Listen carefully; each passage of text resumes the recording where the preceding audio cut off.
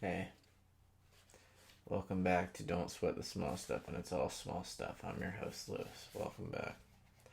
I wasn't going to do this tonight because I've been up since like 4 a.m.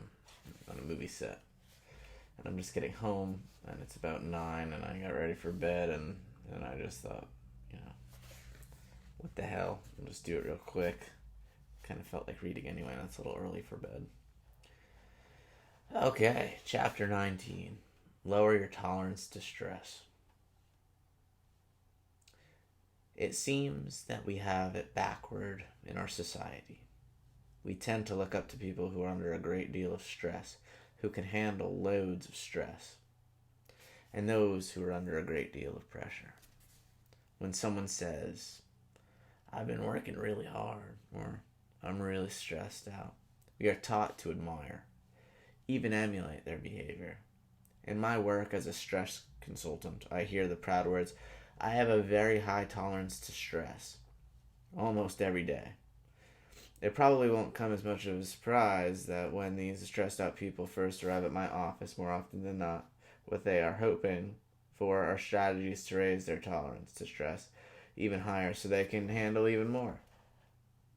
Fortunately, there is an unviable law in our emotional environment that goes something like this. Our current level of stress will be exactly that of our tolerance to stress.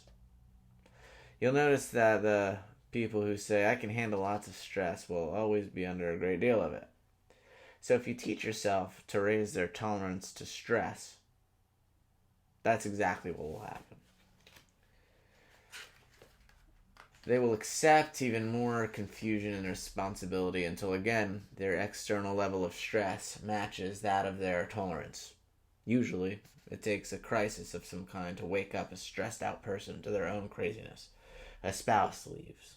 A health issue emerges. A serious addiction takes over their life. Something happens that jolts them into a search for a new kind of strategy. It may seem strange, but if you were to enroll in the average stress management workshop, what you would probably learn is to raise your tolerance to stress. It seems that even stress consultants are stressed out. What you want to start doing is noticing your stress early before it gets out of hand.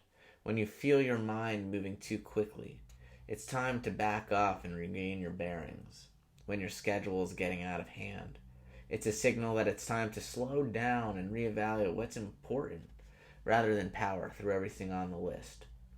When you're feeling out of control and resentful of all you have to do, rather than roll up your sleeves and get to it, a better strategy is to relax.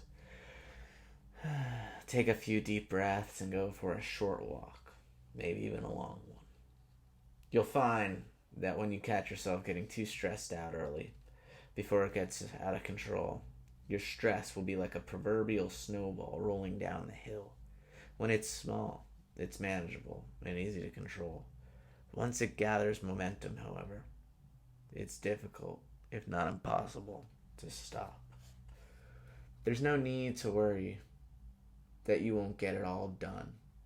When your mind is clear and peaceful and your stress level is reduced, you'll be more effective and you'll have more fun too. As you lower your tolerance to stress, you'll find that you'll have far less stress to handle, as well as creative ideas for handling the stress that is left over.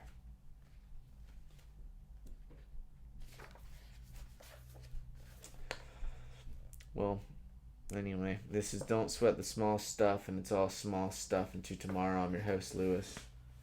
Good night.